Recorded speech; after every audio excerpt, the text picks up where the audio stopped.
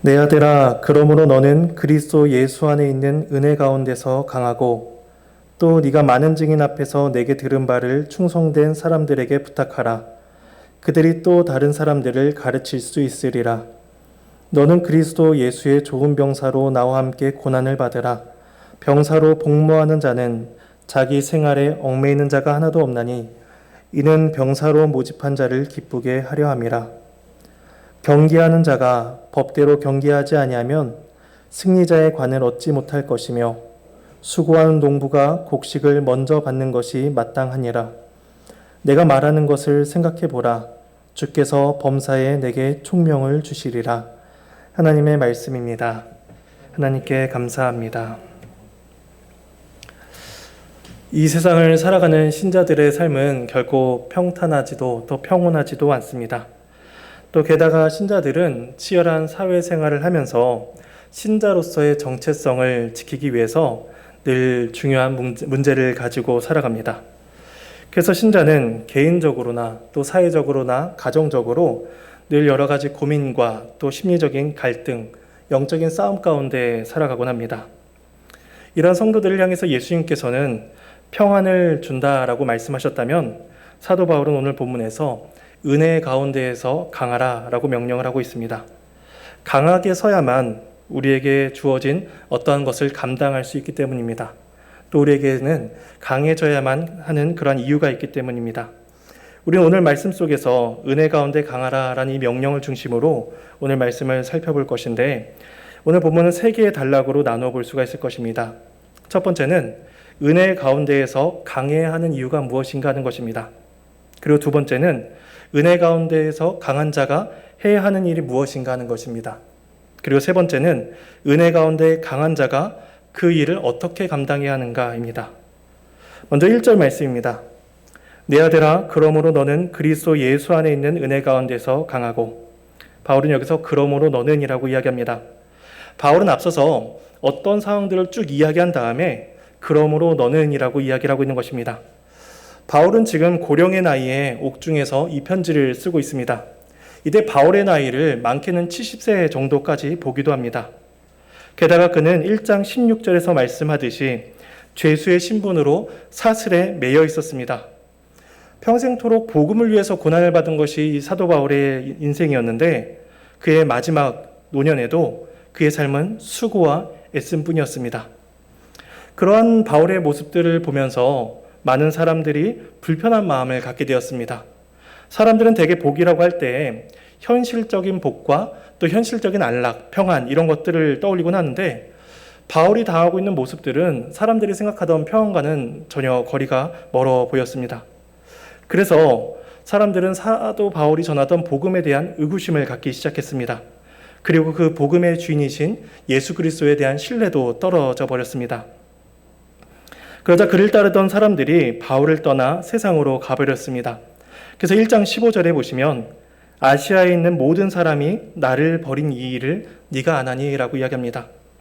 또한 디모데후서 4장 10절에 가면은 대만은 세상을 사랑하여 나를 버리고 데살로니가로 갔다라고 이야기합니다. 또한 4장 16절에서는 내가 처음 변명할 때에 나와 함께한 자가 하나도 없고 다 나를 버렸다라고 이야기합니다. 이처럼 사도 바울의 모습들을 보면서 많은 사람들이 사도 바울을 떠나가 버렸습니다. 이처럼 은혜 안에서 강하지 못한 자들은 눈에 보이는 현상들을 보면서 세상으로 돌아갑니다. 반면에 은혜 가운데 강한 자들도 있었습니다. 1장 16절에 보시면 오네시보로에 대해서 말씀을 하고 있습니다. 오네시보로는 바울이 사슬에 매인 것을 부끄러워하지 않았다라고 이야기합니다. 그는 복음을 부끄러워하지 않았습니다. 또한 복음으로 인해 겪는 고난과 상실에 대하여서도 두려워하지 않았습니다. 그는 시간이 될 때마다 부지런히 사도 바울을 찾아가서 위로를 전했으며 또 교회를 위해서 많은 봉사를 하고 있었습니다. 이것이 은혜 가운데에서 강한 자와 은혜 가운데 서 있지 못한 자들의 차이인 것입니다. 은혜 가운데 서 있는 자들은 바울을 보면서 여전히 신자가 받는 고난을 이상하게 여기지 않았습니다. 그러나 그 위에 서 있지 못한 자들은 그의 고난을 보면서 떠나 버렸습니다. 그러면 오늘 본문에서 바울이 디모데를 향해 그러므로 너는 이라고 말을 시작하고 있는 것은 이것이 매우 현실적인 문제였기 때문입니다. 우리 중에 어느 누구도 고난으로부터 자유할 수 있는 사람은 없습니다. 오히려 복음 때문에 우리는 많은 것들을 포기해야 되고 복음 때문에 겪어야 되는 상실감과 또 괴로움과 좌절감을 느끼곤 합니다. 따라서 이런 고난들을 생각할 때 신자는 은혜 안에서 강해져야만 합니다. 이것이 바울이 말하는 첫 번째 이유인 것입니다. 그런데 신자는 강하되 그리스도 예수 안에 있는 은혜 가운데에서 강해야 됩니다. 바울이 강하라라고 권면하고 있는 것은 디모데의 개인적인 능력으로서 이를 악물고 힘을 내라라고 이렇게 버텨라라고 이야기하는 것이 아닙니다. 그는 그리스도 예수 안에서 강해져야만 합니다. 이것은 우리들의 스스로의 힘으로 강할 수가 없기 때문에 계속해서 그리스도의 은혜를 붙들어야 된다는 것입니다. 이것이 신자가 그리스도 예수의 은혜 안에 있어야 되는 두 번째 이유인 것입니다. 그래서 그리스도의 은혜 안에 거한다는 것은 우리 자신의 연약함을 인정하고 하나님의 도우심을 구해야 한다는 것입니다. 디모데가 하나님의 일꾼으로 부름을 받았습니다. 그런데 그가 일꾼으로 부름을 받은 것은 그에게 특별한 능력이나 자질이 있어서가 아니었습니다. 1장 9절에 보시면 이렇게 말씀을 합니다. 하나님이 우리를 구원하사 거룩하신 소명으로 부르심은 우리의 행위대로 하심이 아니요 오직 자기의 뜻과 영원 전부터 그리스도 예수 안에서 우리에게 주신 은혜대로 하심이라. 우리가 거룩한 소명으로 부름을 받고 있는 것은 우리의 행위가 아니라 영원 전에 주신 은혜의 결과를 우리는 지금 받고 있는 것입니다.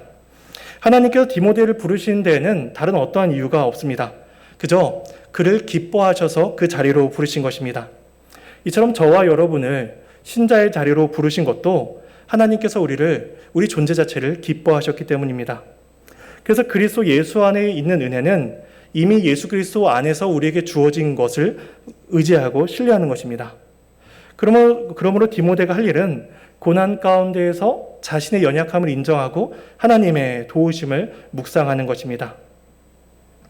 찬송가 중에서도 이런 가사의 찬송이 있습니다.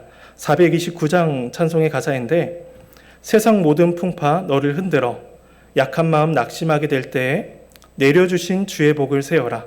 크신 복을 내가 알리라. 세상 근심 걱정 너를 누르고 십자가를 등에 지고 나갈 때 주가 내게 주신 복을 세어라. 두려움 없이 찬송하리라 라고 우리가 노래를 합니다. 우리는 결과와 실적에 익숙한 사람들입니다. 그래서 내가 얼마나 잘했는가를 보면서 나의 신앙생활에 힘을 얻고 또 낙심하기도 합니다. 근데 주님은 우리가 얼마나 잘하고 있는가 이것을 미리 보시고 우리를 부르지 아니하셨습니다. 우리의 존재 자체를 기뻐하셨습니다. 그래서 하나님께서 우리에게 주신 복을 세어보는 것, 우리를 향하신 하나님의 일하심을 묵상하는 것은 나의 능력과 강함을 자랑하는 것이 아니라 전적인 하나님의 은혜를 구하는 것입니다. 신자가 그리스도 안에서 강해지는 유일한 방법은 내가 약해지는 것입니다. 내가 그리스도 안에서만 참된 위로와 은혜를 힘을 얻을 수 있다는 것을 아는 것입니다.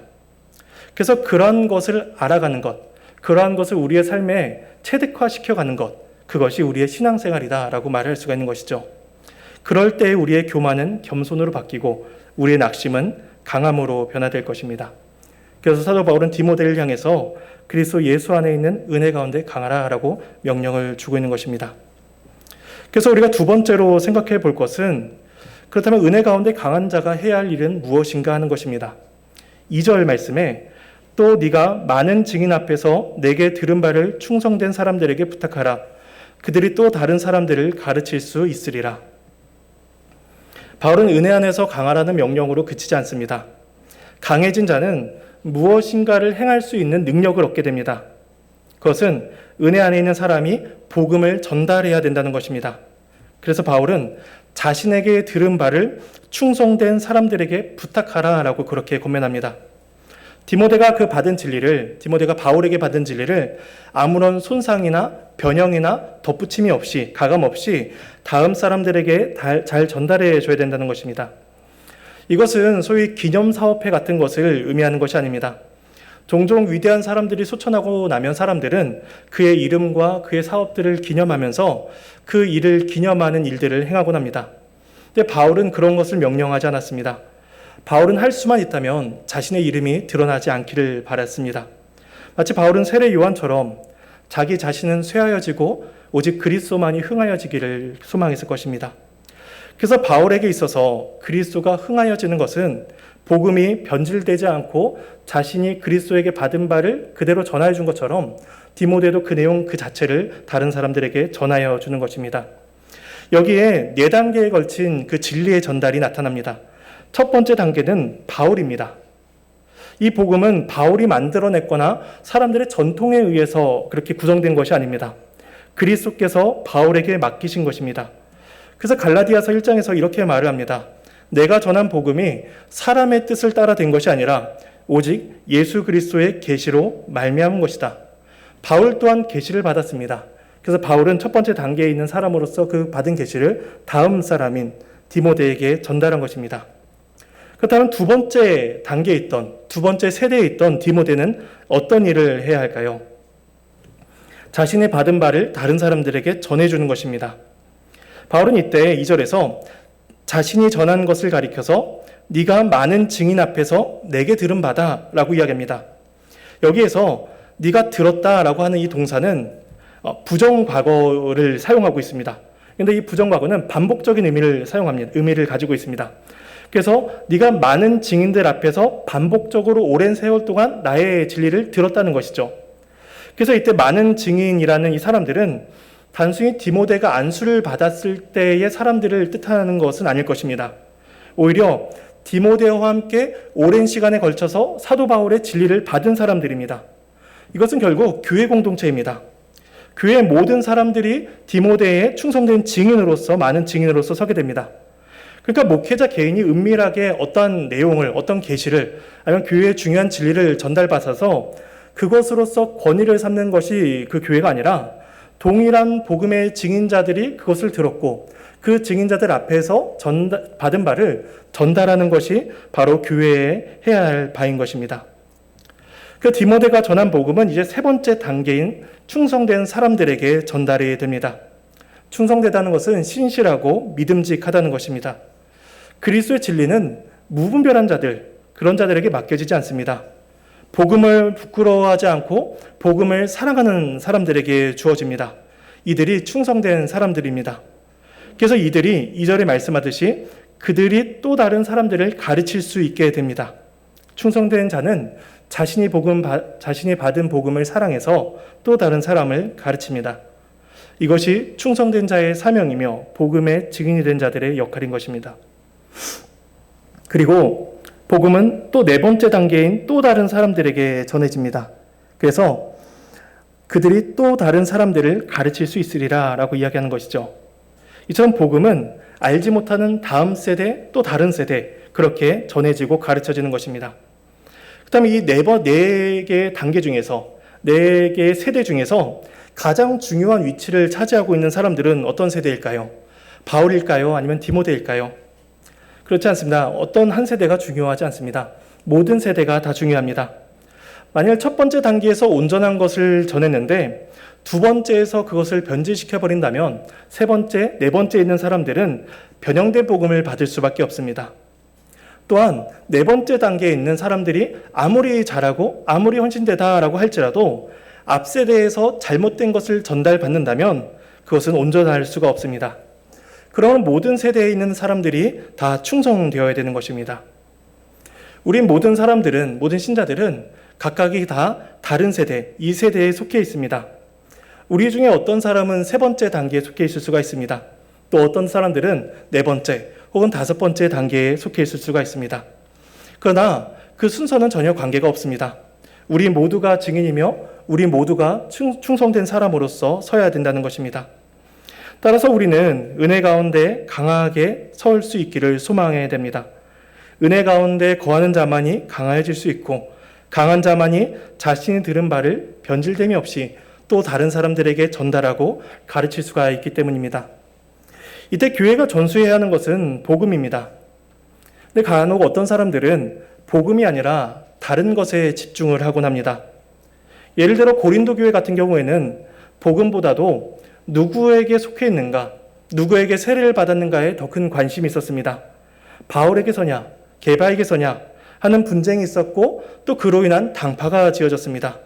그러니까 복음이 아닌 다른 것에 초점을 둘수록, 집중할수록 더 비본질적인 것을 추구하게 된다는 것입니다.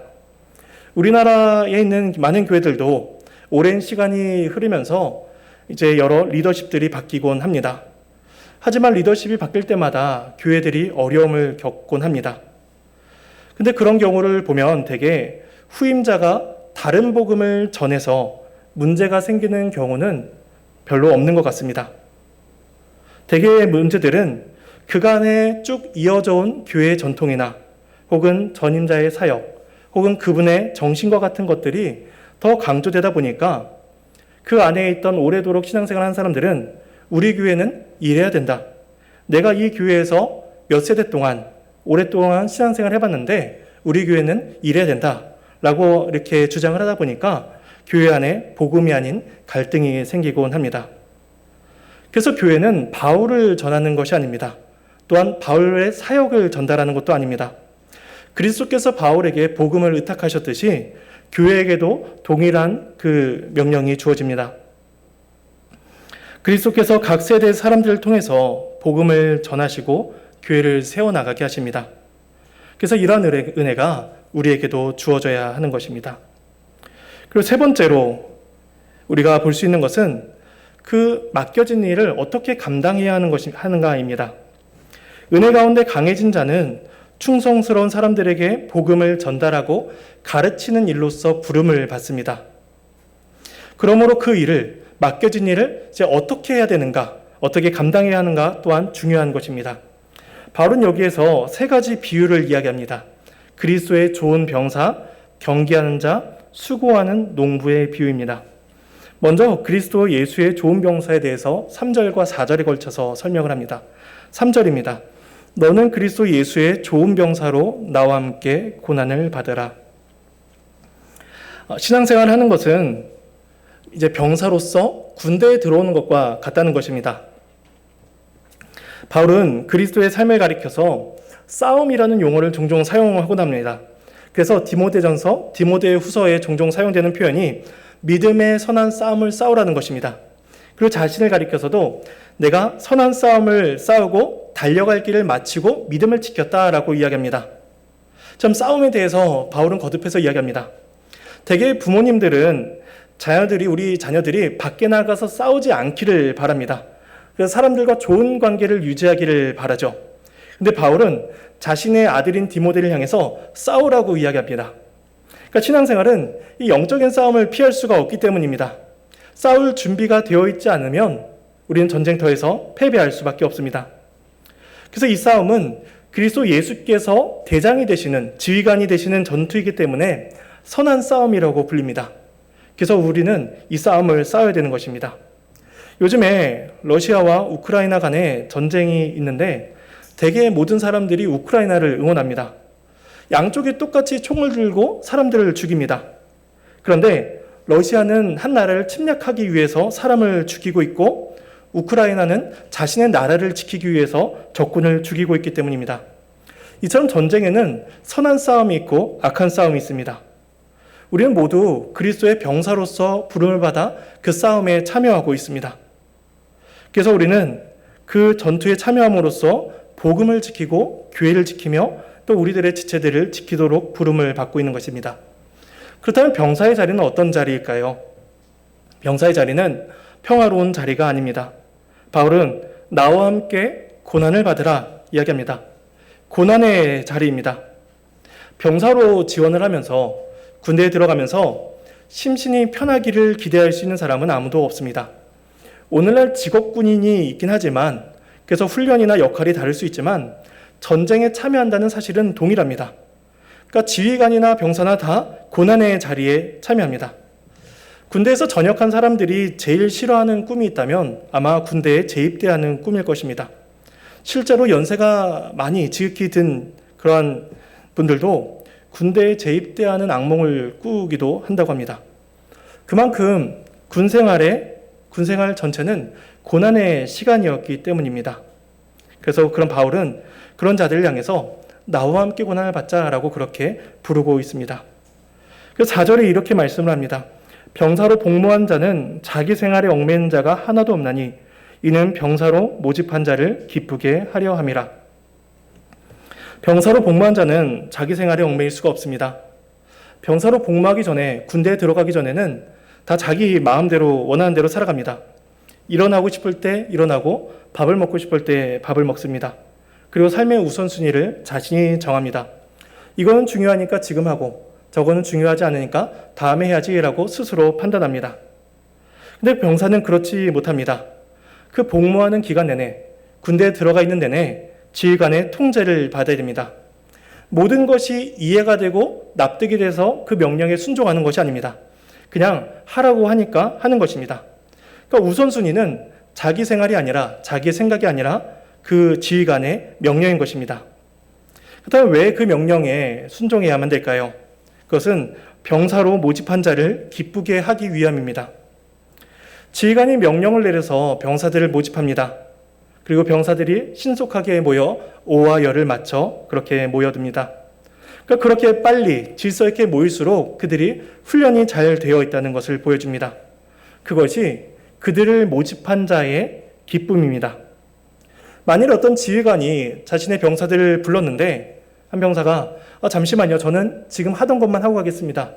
지금 밥을 다 마저 못 먹었는데 이것만 먹고 가겠습니다. 라고 한다면 그러한 병사는 그 군대에 합당하지 못합니다. 현대 사회를 살아가는 모든 사람들이 다 분주하게 또 너무 바쁘다라고 이야기를 합니다. 전자기기는 날이 갈수록 좋아집니다. 그 전자기기의 처리 속도는 빨라지고 또 일하기에는 너무나 편리해지고 있는 사회입니다. 그런데 기기가 발전될수록 우리들의 삶은 여유 있지 못하고 점점 더 분주해집니다. 우리의 지휘관이신 그리스도께서 우리를 부르고 계시는데 우리는 해야 할 것이 너무나 많습니다. 너무나 바쁘게 살아갑니다.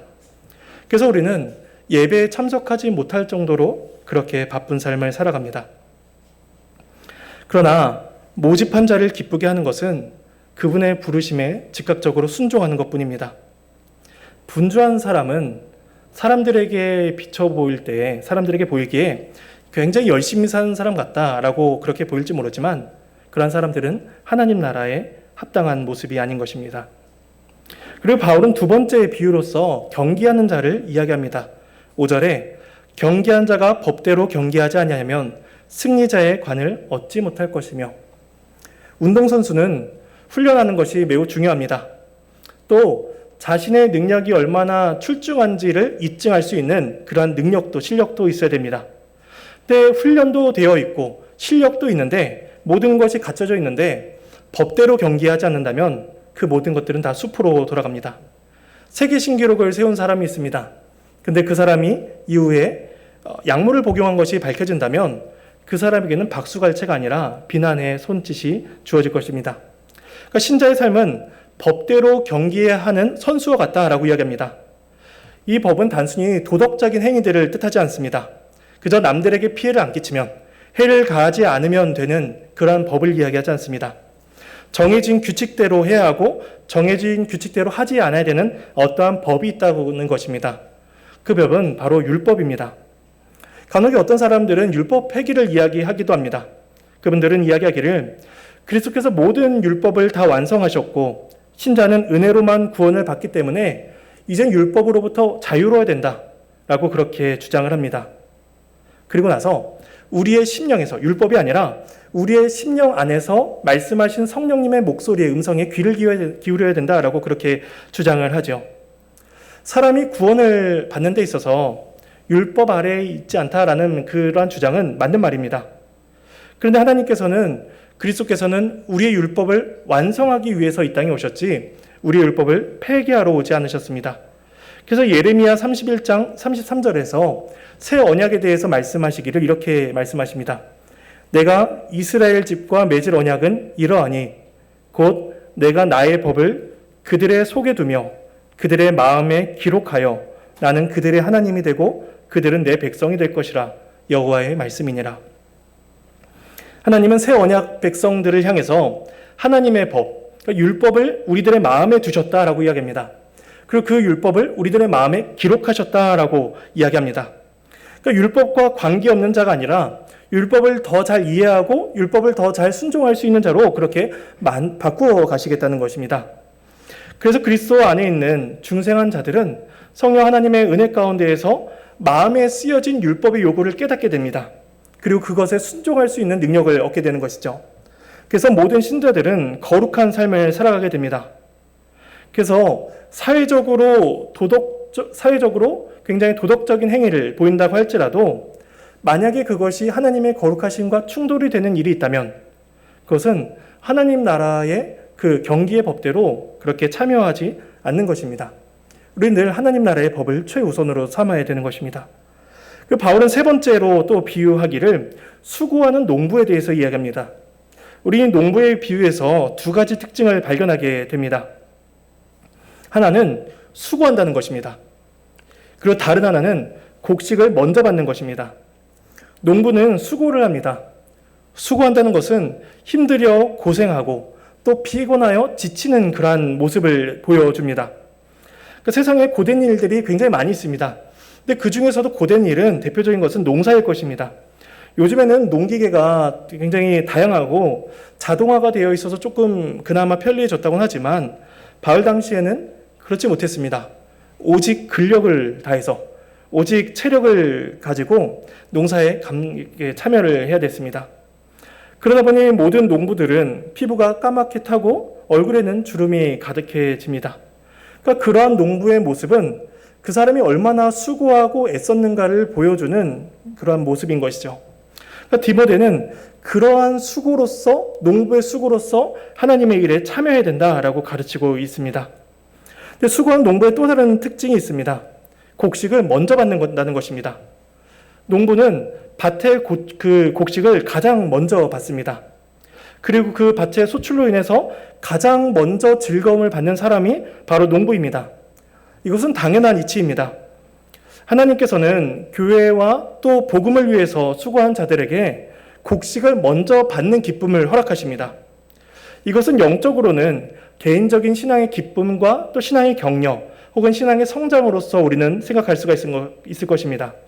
그리고 물질적으로 생각할 때에는 하나님께서 필요한 부분을 채워주신다라고 또한 볼 수가 있는 것이죠.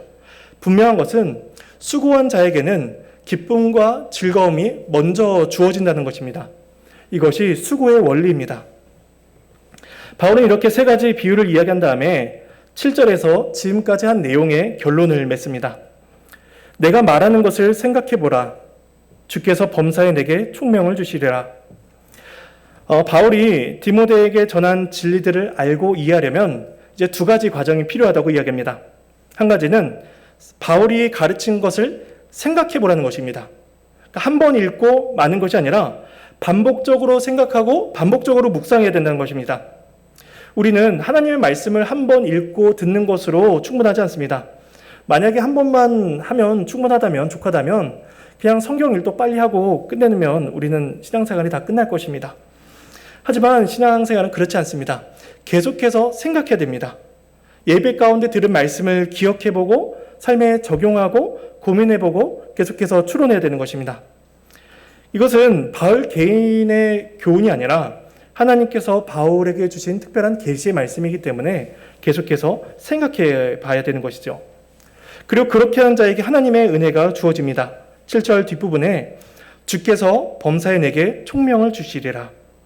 말씀을 생각하고 말씀을 묵상하는 자에게 이해력과 분별력, 총명을 주신다라고 이야기합니다. 그것도 범사에 주신다, 항상 주신다라고 말씀을 하시죠. 그래서 말씀을 깨닫고 또 깨달은 바를 쫓아 살아가는 것은 우리의 능력이 아니라 오직 하나님께서 그리스도 안에서 깨닫게 해주시는 그 총명으로 가능해지는 것입니다. 하나님께서 말씀을 듣고 말씀을 묵상한 모든 자들에게 이러한 총명의 은혜를 주십니다. 그리고 총명의 그 은혜는 이제 자기들의 삶에, 자기 자신들의 삶을 돌아보면서 적용할 수 있게 하시는 것이죠. 이제 바울의 말씀을 우리가 한번 정리해 보도록 하겠습니다. 모든 신자는 그리스도 예수 안에서 강하게 서야만 한다라고 이야기합니다. 복음을 대적하는 세상 때문에 신자는 강해야 하며 또한 우리 스스로 한없이 연약한 존재들이기 때문에 우리는 그리스도 안에서 강해져야만 합니다.